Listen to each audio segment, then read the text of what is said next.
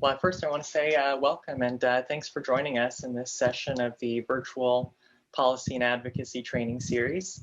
This is the third session on getting your message out, so communications. My name is Ryan Catalani. I work at Hawaiʻi Children's Action Network as our Director of Advancement. And I want to, of course, thank our co-sponsors who helped to promote this event and make everything possible here.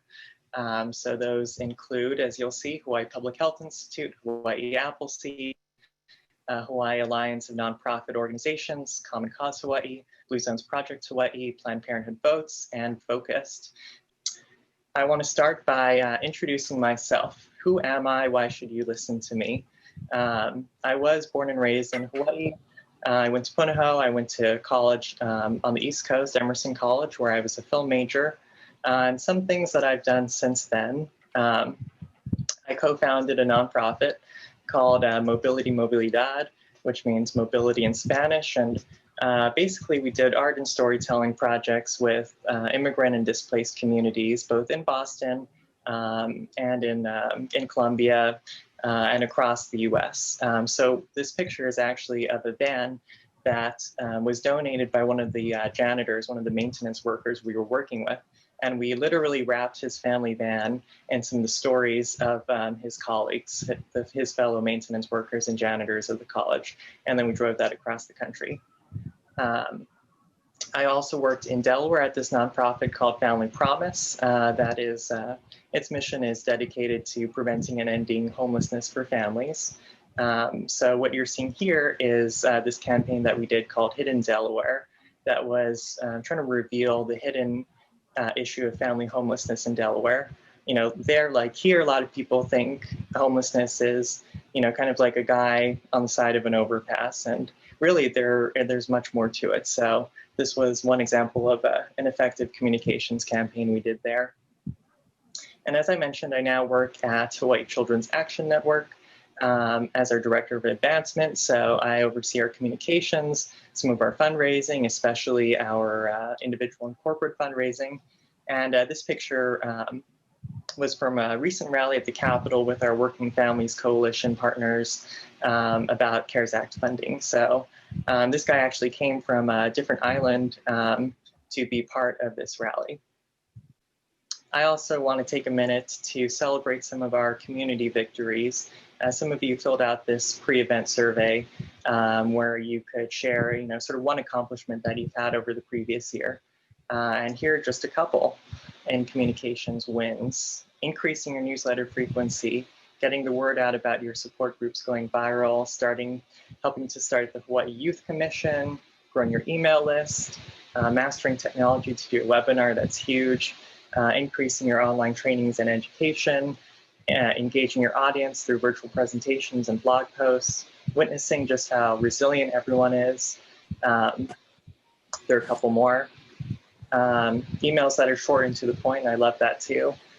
Sending out a press release and getting it picked up, that's huge. Learning to navigate all these virtual platforms, getting new inquiries through social media, reaching people via email who actually watch the video that you put together. These are all great communications wins, and I appreciate you sharing them with us, and we'll give you a virtual round of applause for being able to accomplish these things. We have a lot to learn from each other. I'm just one person. And on that note, I wish this session could be something like 10 weird tricks to be successful.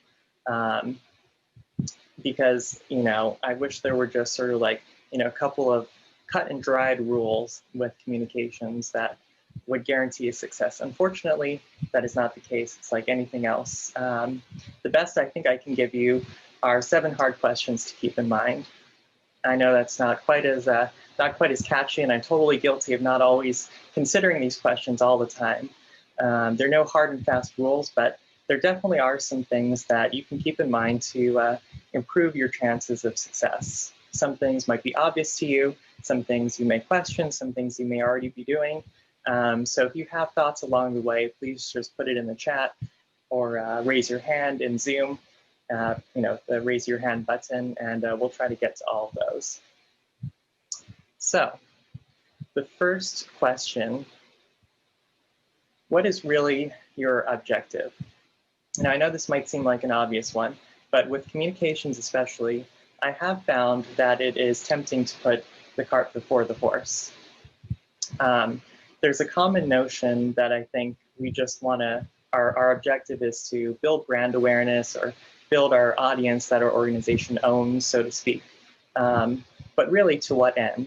It's important to be really clear because that's going to define everything else you're doing.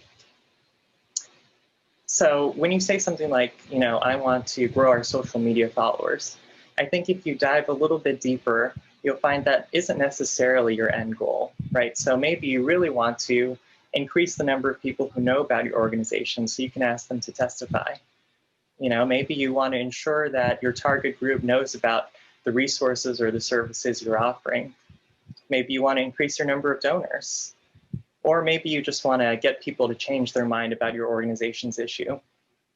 All of these are clear goals, but it goes a little bit deeper than simply increasing the number of followers on Twitter. And the way that you would pursue these actual goals, I think, is a little bit different depending on what you're actually trying to accomplish. The other thing I'll say is that audience isn't necessarily the end goal. You know, the number of followers you have isn't the end goal usually. What you're really hoping for is influence. You know, what's more compelling anyway? If Coke tells you to get their new drink, or if your friend tells you to try this new drink, you know, it's not the number of followers you have on Instagram that's going to determine necessarily the success of your communications campaign. So social media volume is not the end goal. And honestly, you don't necessarily have to use social media. I absolve you from that responsibility if it doesn't work well for your organization. There are plenty of successful organizations that just don't use social media because they have better ways of communicating with their audience. When people see you have something to offer, generally they'll find you, they'll come to you organically. So as a practical takeaway from this, what I would say is I would go to what, you know, everyone has probably heard of SMART goals, right? But really it applies to this use case also for communications. And SMART goals, if you haven't heard of it, SMART is an acronym that means specific, measurable, attainable, relevant, and time-bound. So basically this is a way of honing in and making sure what you're trying to accomplish is actually feasible. You can actually measure it. You'll know if you accomplished it or not. And communications is subject to, you know, the same type of goal setting as anything else you're doing in your organization. It's so easy to just jump into a tweet, jump into an Instagram post. And, you know, honestly, we're busy people. Sometimes that's what you need to do. But if you have the, you know, a couple minutes to really think about what are you trying to accomplish? Is it part of a bigger objective? I would highly encourage that.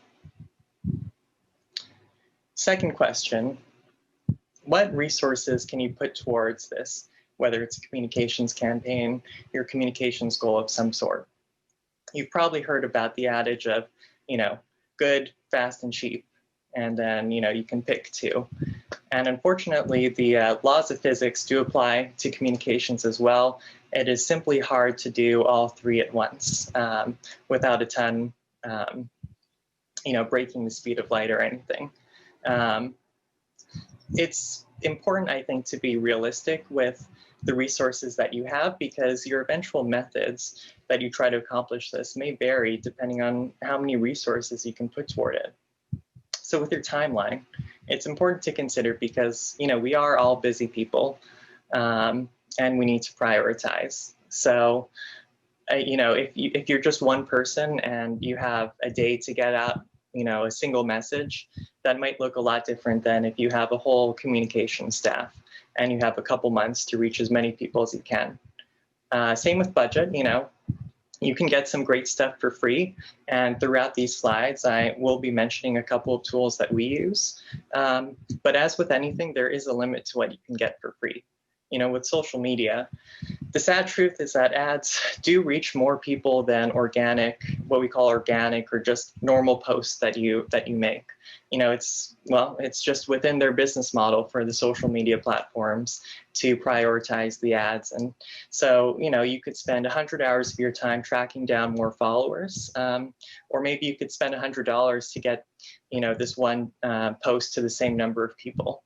One is not right or wrong. I think it kind of depends on your objective in the first point, but it is a trade-off to consider. You know, are you building it into your grants and things like that? There is a value to your time, even if you're on Facebook. There is a return on investment for a Facebook post. So think about how you can build that into your other funding streams as well. I would also consider your people. Obviously, there's a difference if you're a team of one or you're a huge staff, but I think there are other places to leverage, especially for community-based organizations like ours. Maybe you have volunteers, maybe you have partner organizations, maybe you have a network of coalitions. I mean, whatever people resources you can put to this project, think about that also. Now, that said, there are some things that you can get for free that I do think work pretty well. The first thing that we use is Asana, which is a project management tool. So, you know, there are plenty of these. Trello is another big one. But the thing I like for Asana, and especially for communications, is that you can put things onto a board, sort of a list with different categories. So you can have one board for your newsletter, one board for your social media, one board for sort of everything you're doing. But you can also easily switch it to a calendar, so you can see what day you need to post these things on. And especially if it's not just yourself, or even if it is just yourself, I find that really helps us stay on track with our communications. The other thing that you can get pretty much for free is Slack. And probably a lot of you have already moved to some sort of Slack or Microsoft Teams or Hangouts. But the one thing that I do really like about Slack is that it integrates well with other applications. So if you do use Asana like us, this works really well. We have a channel in Slack where people can, our team members can post, you know, links that they'd like us to share on social media or our newsletter or whatever it is. And so when they do post something, we can just in a couple clicks send it to Asana, set a deadline, and that way we ensure that we send it. I know there was a question about, you know, how do you generate content? Like, how do you keep track of all this stuff to post? And between Slack and Asana, really, that's kind of how we outsource our brain, our communications brain to this. So I'll share a couple more tools along the way, but, you know, these aren't specific to communications. They could be used for anything, but, you know, these Slack and Asana really do work well for us. If you have other tools that work well for you to plan projects or coordinate your team, you know, feel free to share those in the chat and why those work well for you. And maybe others can get some tips from everyone too. Zapier is a great one, one that we actually use extensively. When you signed up for this session, it was on a form that was connected via Zapier to a Google Sheet that had all the registrations and what else? A couple other things. So I do use Zapier. We can talk more about that. Todoist was another great one. Yeah, if you have other tips, put them in the chat along the way. Third question, audience.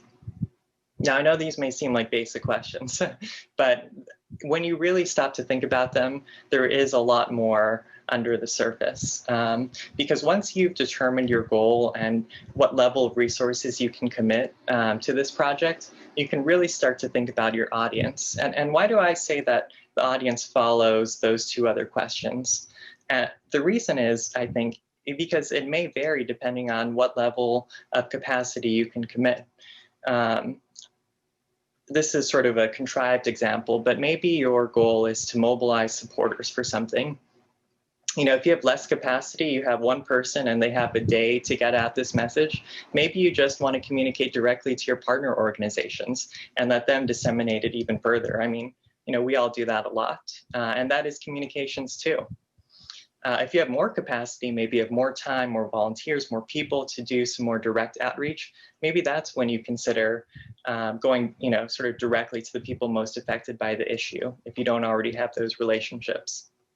Similarly, if you want to persuade your opposition, right, and you have less capacity, it's just you're one person, maybe you just want to go straight to your decision makers. Maybe your communication strategy is just to email them directly. But if you have more capacity, more time, more people, more money, maybe that's when you can reach out to, sort of the everyday people who don't know much about the issue, are actively opposed. It doesn't always have to be sort of a black and white thing. The other thing I would say is that it also, in communications, doesn't always have to be one-to-many model, right? Like you are going directly to the people that you think you're trying to reach. Maybe there's an intermediary. So if you're, for example, an English-speaking organization and you want to reach older people who speak another language, and you can't afford translations, you can't afford TV ads, so maybe you target their kids instead with a message that's like, tell this to your parents. Being as specific as you can on the audience stage will really help everything down the line, because rarely are you trying to reach everyone with every communication or every campaign. It may feel like your messages are for a general audience, but often if you think about who are you really trying to influence here, you'll find something a little bit more specific than every resident of Hawaii. And maybe you have multiple distinct audiences, but those distinct audiences will probably require, distinct messages as well. So as an example, we, earlier this summer during the pandemic, Congress passed the Families First Coronavirus Response Act. One of the things it did was give emergency paid sick days and paid family leave to more people for pandemic purposes. This was the original sort of communication we put out. That was basically a chart of, who's eligible, how much can they expect in terms of their regular pay, how long will the leave be? And, this did pretty well. We got it out to a bunch of people in March or April, whenever it passed. But then later on down the road, one of our team members had the great idea of targeting specifically parents whose kids were doing online learning. So if, their kids are doing online learning, but they have to work. Now, this was a much more specific message. Much more specific audience that led to a much more specific message. And it actually did a lot better. This post and this campaign in general has been one of our most, has reached some of the most people of anything that we've done this entire year. And it really took narrowing down that audience to get there. Other people may have seen it along the way, and that's great too. But we really thought about who the audience was going to be first, and that let us come up with a much more successful message in the end. So the next question, channels. Not necessarily TV channels, but what channels will be most effective? And by this I mean, do you want to go the traditional media route, trying to pitch TV or the newspaper? Do you want to do something on social media? Do you want to do texting? Do you want to do an email blast? I think it's important to think about what channels you want to use, actually, if not before your message, at least in concert with it. Primarily because once you've thought about your audience, you can then think about where is your audience? Considering their lifestyle, where will they be most receptive to hearing whatever you're trying to say? It really helps me personally to have a mental image of the people I think we're trying to reach and literally where I think they'll be when they're receiving this message.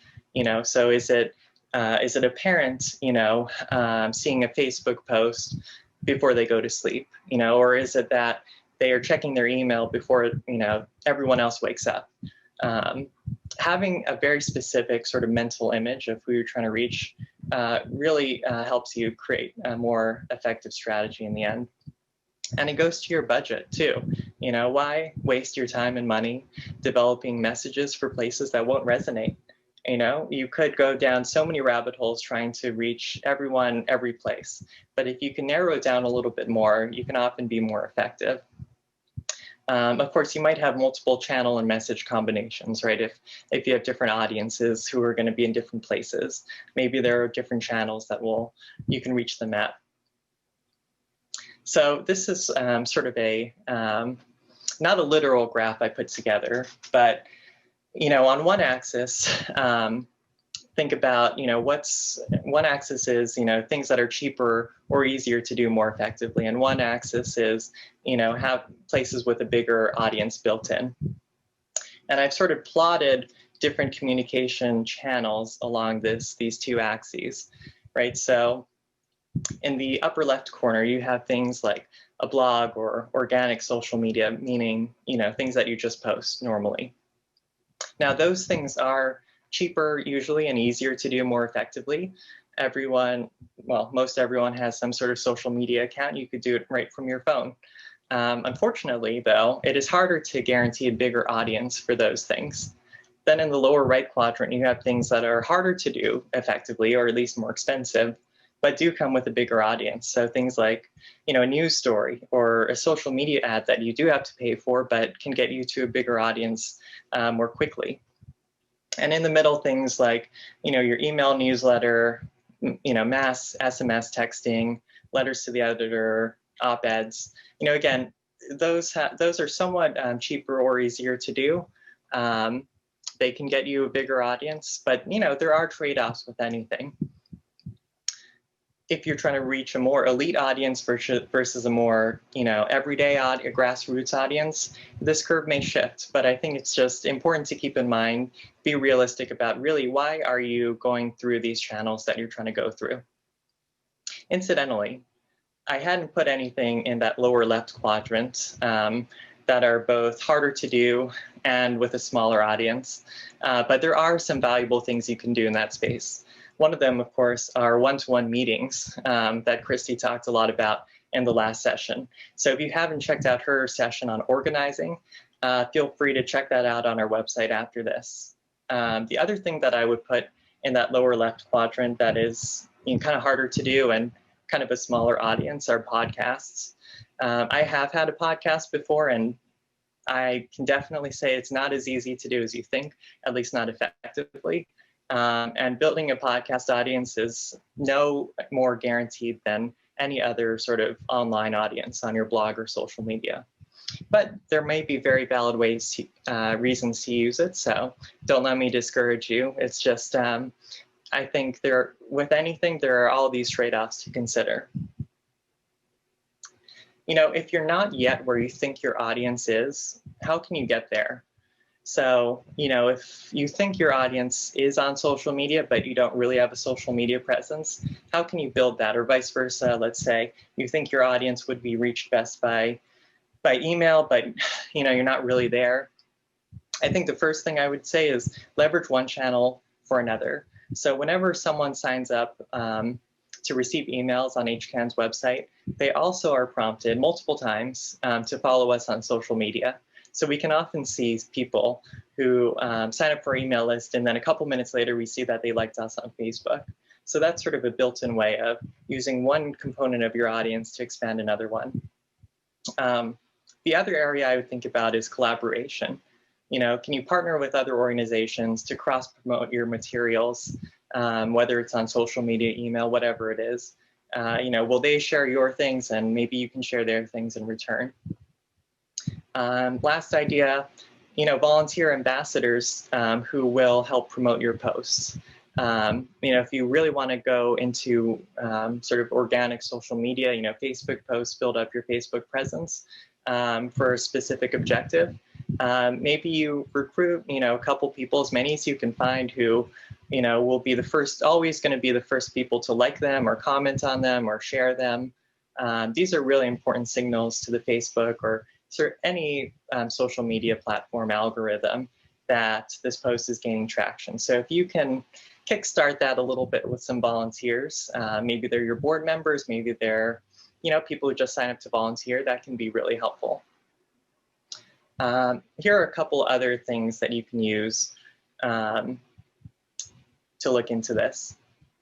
One, Facebook has a product called Audience Insights, and you can actually see the some of the demographic compositions of who likes your page, your Facebook page. So this is only applicable if you already have a Facebook page.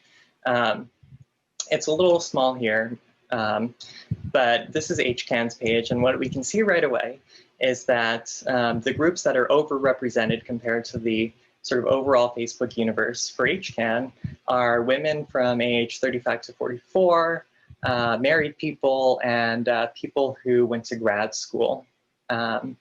So, which makes sense kind of for a public policy organization like ours that deals with children and families, of course. But, you know, every page may vary. And this is a good way just to sort of double check your gut assumptions about, you know, who follows you on Facebook. Doesn't say who you want to follow you, doesn't say, you know, can you get to the next place you want to get? But in terms of where you are right now, this is, you know, free and easy to use tool. Incidentally, you can also see what other pages that they're more likely to like if they like your page. So for HCAN, I think one of the most common overlapped pages is the Hawaii Senate page, but it may vary for yours. Another note, practical note, I would say is that if you think you want to use Instagram, just note that it is harder to get people to take action off of an Instagram post. Just because, you know, there are no links really. Most accounts don't have the capability to link out from a direct post. You can do that through an Instagram ad. You can do it through an Instagram story if you have a certain number of followers. But most organizations, including HCAN, are not there yet. So whenever we use Instagram, we kind of have to be mindful that probably not a lot of people are going to take action off of this. So it's best if it's as self-contained as possible. And my last tip on this note, on this subject, is that, you know, don't feel like you need to be on every platform. You may have heard of TikTok. I do love TikTok, but I kind of just like watching it, you know. These platforms that are sort of newer often do require much more investment in terms of, you know, developing an authentic presence on them. So it's not going to be the same as, you know, on Twitter, an organization can tweet and, you know, it could be just as popular as, you know, an individual who tweets. On TikTok, you can really kind of tell who the brands are and who the people are, and the people tend to do a lot better. There are some great examples of brands that do well on things like TikTok. The Washington Post actually has an incredible TikTok account, but you know, they like literally pay this guy to do that. It's a big part, if not the only part of his job, actually. So it takes a lot of investment. You know, the youth are not uniformly on social media. You've probably heard. My brother, who is in Gen Z, you know, doesn't spend any time on Facebook. He doesn't do Twitter. He, you know, really all he does are iMessage with his friends. So, you know, if you want to take a, you know, sort of deeper look into what demographics are where, there are a couple of resources. One that is, I think, pretty solid is Pew Research has an annual survey with demographics on who's using what platforms. So you can check that out. I'll send out that link afterward. But you can see, you know, are people, you know, in this age demographic, this gender, this income level, you know, what platforms are they using more than others? Again, it might vary for your organization, but just in general, I think, you know, these are important things to keep in mind. The next question, what message will you send? And by message, I mean, you know, what's your main idea? Once you've figured out your audience and, you know, what channels you might be going on, this might just about write itself, you know, your message, literally, figuratively speaking. But there are some things I would suggest to keep in mind when you develop sort of like what is the main idea you want this to convey? How do you want to convey it? The first is really the big thing is thinking about the consequences of the metaphors you use. So there's a study in 2011 that compared people's responses to these two statements. Either they were told crime is a beast ravaging the city, or crime is a virus ravaging the city. Everything else was the same. The only difference was whether they described crime using the metaphor of beast or the metaphor of virus. And the results were really interesting. So they classified them into two main categories. So after you heard this statement, what should we do? Should we enforce the law? Do we need to have more police? Do we need to have, crack down on crime sort of attitude? Or do we need to treat the underlying social issues? Believe it or not, when people got the beast version, the beast metaphor, 60% said that we need to do more to enforce the law, and only 40% that said we need to treat the underlying social issues. But when people got the virus metaphor, 60% of those said that we need to treat the underlying social issues, and only 40% said we need to do more to enforce the law. So just with that small one-word tweak, there was a huge effect. And actually, this was this effect was larger than other potential effects that they investigated, including sort of the natural Democratic and Republican split. So, this is an example of what George Lakoff, the linguist, called a conceptual metaphor, or, you've probably also heard of framing. This is why it's so important to really consider carefully what metaphors you're using to describe things, because even the small shifts can have a huge effect on how people perceive your issue and ultimately what they're motivated to do naturally. The other interesting thing I found is from Jonathan Haidt, who is a professor, I think, at Yale, and he has developed what he calls moral foundations theory. You can actually test yourself online. I'll send out the link after this. But basically, he argues that liberals and conservatives respond very differently to five or six moral dimensions. So liberals, for example, feel strongly about caring, and conservatives tend to feel strongly about loyalty, authority, sanctity. One interesting dimension is around fairness.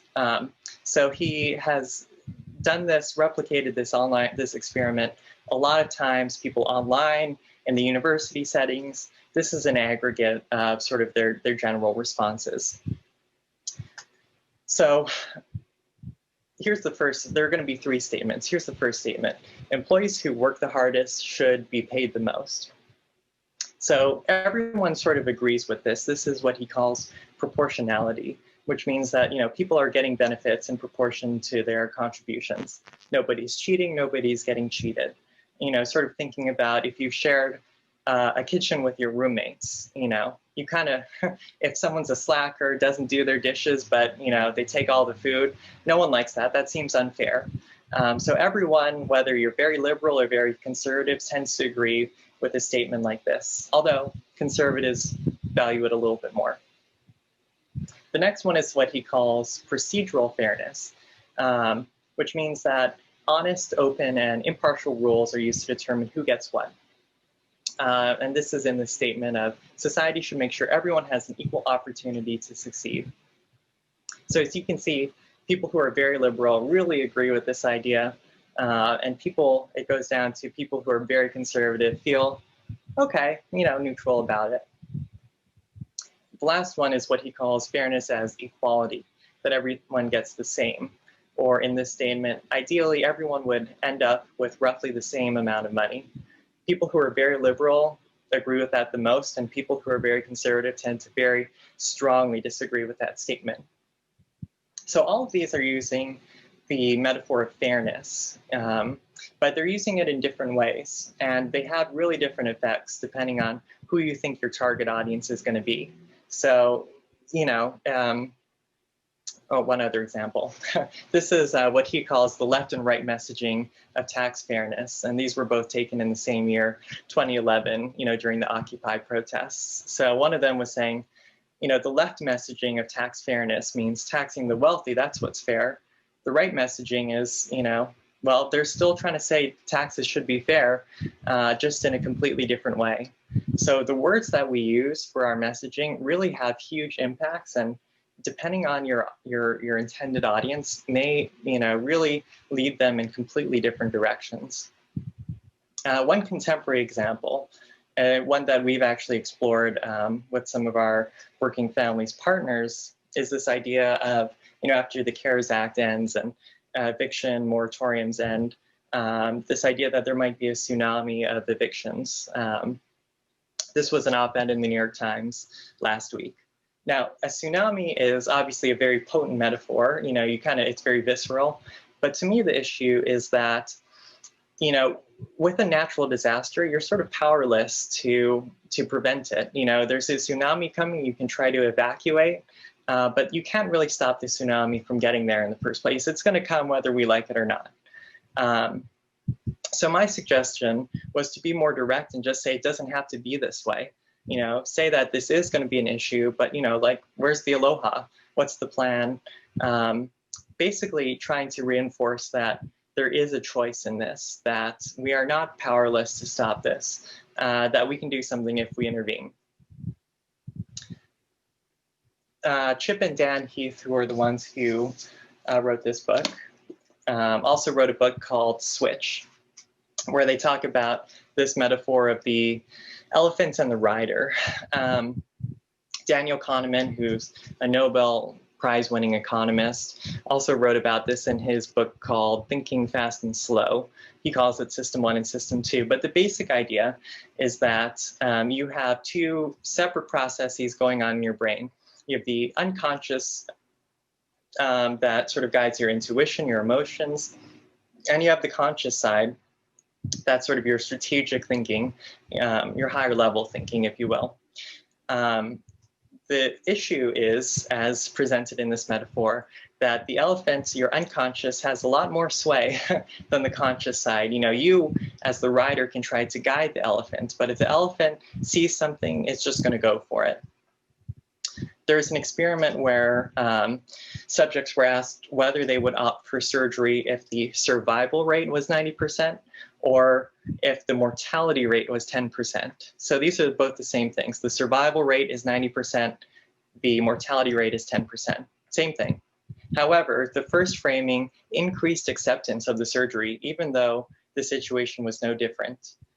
This is because, they say, our minds are so well adapted to providing justifications or explanations for the intuitions that we process before we even know it.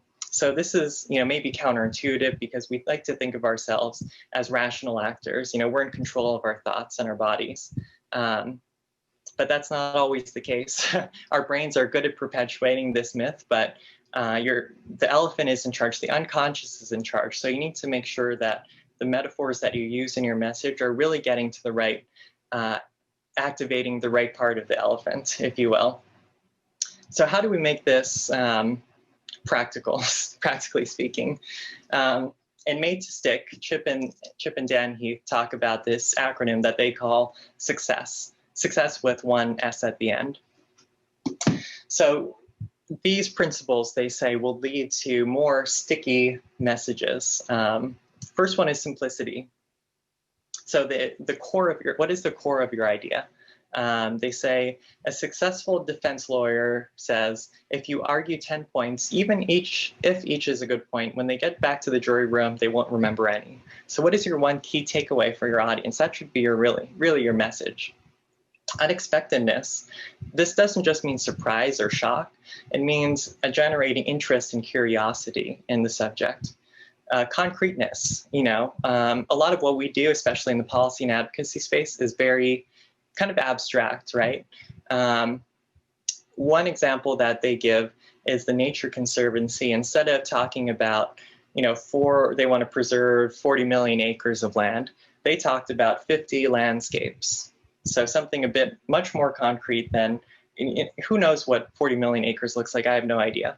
But 50 landscapes, I can imagine 50 landscapes. They gave them names, and instead of just saying their geographic locations. So they sort of branded each of these areas, and that made that idea a lot more sticky. They write, memory is not a single filing cabinet. It is more like Velcro. The more hooks an idea has, the better it clings to memory. So on credibility, This doesn't just mean an appeal to an outside authority, although that could really work too.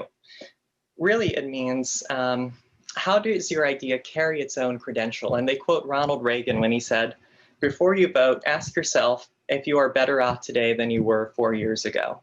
So that's an idea of imbuing that idea with your own self-credibility, right?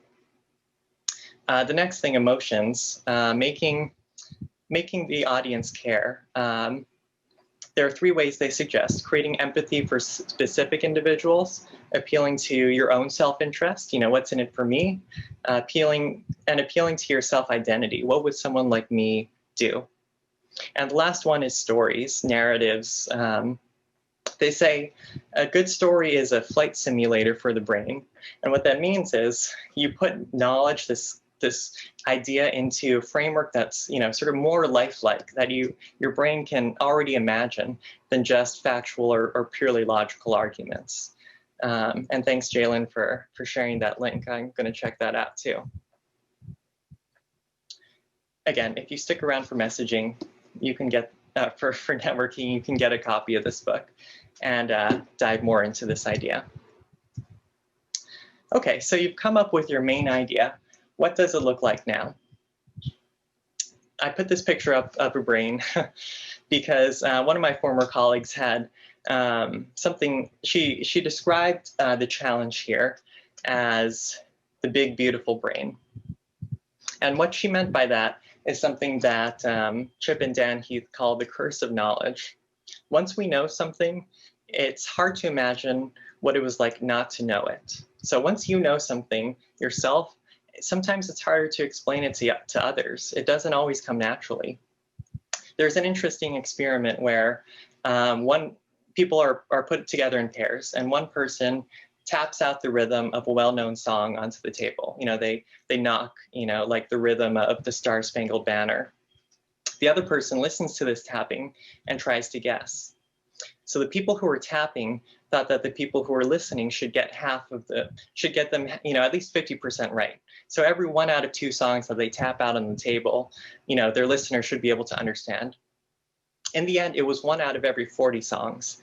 And the tappers were shocked because they're saying, like, I'm tapping this well-known, rhythm onto the table. How can you not hear it the way I do? The listeners, of course, said, they're just like listening to random taps. It's like Morse code. How am I supposed to know what you're trying to tell me? This really applies to when we're trying to communicate something that we know really well ourselves, that sometimes our big, beautiful brains get in the way of conveying it to our intended audience in the way that they're going to understand. So my biggest suggestion here is always to put your audience first. Of course, you want to figure out what you want to say first. Do your own research, figure out the components. Then you really do need to think about, how would people understand it? How would you describe it to a parent, a grandparent, someone off the street who's never heard this idea, what you're trying to say before? Unless I know I'm speaking to an expert audience, I always assume that the person I'm trying to convey this message to has limited knowledge and, more importantly, limited time and interest in understanding what I'm trying to tell them. So as an example, here's a statement made about an HCAN program, a hypothetical statement. HCAN is proud to announce the launch of its 5th annual cohort of PLTI, which is now open to participants statewide. Incidentally, this program, all that is true. You can talk to Laura. I think she's on our call if you want to be part of it. But if you were just reading this one sentence, at least I would be like, who is HCAN? What is PLTI? Why should I care? And there's nothing I can do about it. Next. If you were to make this more concrete, and this is sort of a version of what we actually did send out, here's an example. A free training program is now accepting online applications from residents who want the tools and knowledge to make positive changes in their communities. Again, this is a lot more concrete, specific, actionable. I want to read more. How do I get in? What kind of change in my community? Where do I apply? Sign me up. Again, if you want to, go check out our website or talk to Laura. We did ultimately put this into a press release, and I want to mention that with press releases, you have to keep in mind that your audience is reporters, not necessarily the people who are going to be impacted by the program you're putting out. Your audience is actually the reporters who are going to be reading this. Thanks, Jessica. The reporters are very busy and will spend very little time trying to understand you. So unless you can really distill your message down into something very concrete like this, it's much harder to get a story picked up. There is one good tool. This comes out of journalism called the inverted pyramid. But I actually apply this framework to just about everything I do, not just press releases. And the idea is that you start out at the first thing that you say is the most important thing, the who, what, where, when, why, and how. Then you say things that are less important, and then eventually you get to things that are, not critical to your understanding, but just nice to know. Maybe the sponsors of PLTI, we put those at the end of the press release. Those are nice to know, we want to recognize them, but the thing is that if wherever someone stops in reading what you're sending out, you want to make sure that they have enough information to go on. Whether it's the first sentence, the first paragraph, someone may stop at any point. So you want to try and pack as much important information to the beginning as possible. This is the opposite way that we're often taught writing in schools, with your introduction, your 3 paragraphs, and your conclusion where you say the most important stuff. It's when you're trying to communicate to a mass audience, I almost always start with the most important stuff, then get to the optional stuff later. Whatever platform you're going to end up using, whatever channels, you do want to take a little bit of time, if you can, to look at examples of what works well. One example is you want to distribute a flyer. Maybe you could do it on PDF, maybe you could do it on a web page. But there are going to be differences there in terms of how your audience can receive that. Specifically with the PDF, if you think your audience is going to be reading them from your phones, PDFs that are formatted for to be printed out, you've probably seen so many of these, are hard to see on our tiny phone screens. So this is an example of putting your audience first. If you take a step back and think, what, maybe I do want to put it on just a normal web page instead of a PDF. The other thing here with on the content is, Instagram, coming back to Instagram, because there's not really a way to click on a link within Instagram, I found that it's really a lot more effective if you can create a short and memorable URL, because essentially you're going to have to assume people are going from their phone, they see your posts, they want to take action. Okay, how do I do it? I need to go to this website. And if it's this sort of long, random Google Docs URL, I mean, no one is ever going to do that. Certainly I am not. And even if you tried, it's so easy to mess up. The good news is you can actually sign up for a free Bitly account and create free short and memorable URLs, assuming they're not taken already. The other benefit to this is that you can track the performance of those URLs. So when people click on them, what time of day, gives you a little bit of statistics there too, which is cool. Some other content tools. For graphics, Canva. So they actually have a pro version that's free for nonprofits, 501c3 nonprofits. And iMovie is another excellent free tool that if you have an iPhone, an iPad, a Mac, any sort of Apple product is already built in. And if you haven't used iMovie for a while, you should check it out again, because it's actually a lot more capable than you may have remembered from a couple of years ago. The other things that we do use at HCAN are social media scheduling. So the one that we use now is Hootsuite, but we also love one called Buffer. In fact, I think that Buffer is, totally great point, Malia, that Instagram is effective in social persuasion, even if you're not trying to get them to take an action off of it. So Buffer, I think, is great for smaller nonprofits if you have fewer posts, fewer accounts that you're managing. Hootsuite has a lot more bells and whistles, but they're both good, and they both are free to a certain point. And if not, there's like a 50% discount for nonprofits. Okay, last point, then we'll try and get to some questions. How will you evaluate success? And I do think that this is an important one to dwell on for a minute, just because it goes back to your objective. You know, how will you know if you've reached your goal? That's the M in SMART, you know, measurable. So are you looking for, you know, more email signups to your database? Are you looking for pieces of testimony generated? You know, if you know, like a scientist, what you're going to be testing for in advance, that'll let you know once you've done these things whether you're successful or not. There are some ways you can try and measure this aside from the other things I've mentioned. So Hootsuite and Buffer do come with analytics built in, both on an aggregate level or on a post by post level. You can also see them within the platforms themselves. You know, how many people clicked on the links, how long did people spend on our page. On Google Analytics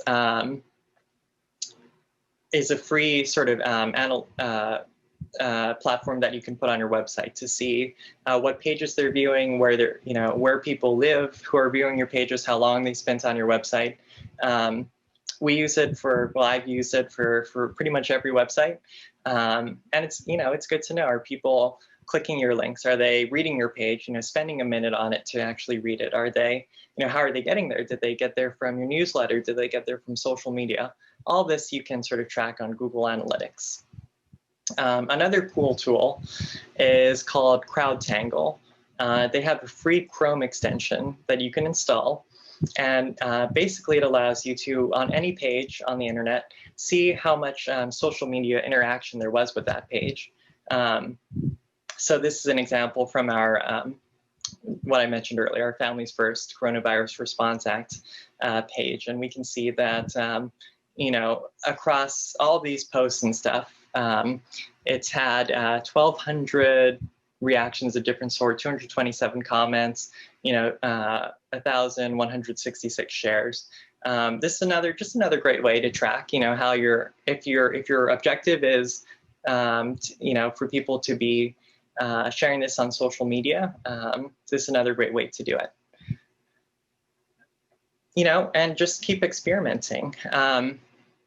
The platform algorithms change all the time. Facebook used to rank links higher. Now it seems not to. Things change, methods change. Maybe you find something isn't working, that's okay. I think the great thing is that, especially in the digital space, we have a lot of capability to just try out different things. In some ways you can actually formally test these. If you're doing a Facebook or Instagram ad, you can actually test out different versions of the ad. So different text, different images, and see, if one gets a higher response rate than another. So I would just say, keep experimenting. And to get to Melinda's question, is there a way to track frequent visitors on Instagram? Not that I know of. I mean, if they're just viewing, your post, not really. Of course, if they like it, you can tell. But no, unfortunately, as far as I know, feel free to chime in if you know otherwise. You can see on Instagram aggregate level things on your posts, how many people are seeing it, how many people are interacting, but not, you can't see like a list of who those people are. Okay, so are there any questions before we take a short break before the networking? So great presentation. I keep thinking of the big communication issue that's coming upon all of us shortly is the vaccines. So give me, from your expertise and all of these, how we have two, for sure, lines in the sand, trust the 50,000 plus people or however thousands of people who have done the vaccine already and all of the efficacy. And then there's the anti-vax and the mistrust. Walk me through how you would approach that in Hawaii, right? And with all of the different social media, you know, there's definitely some guerrilla pages out there, if you will. Excuse my dog. I'm just curious how you would approach it.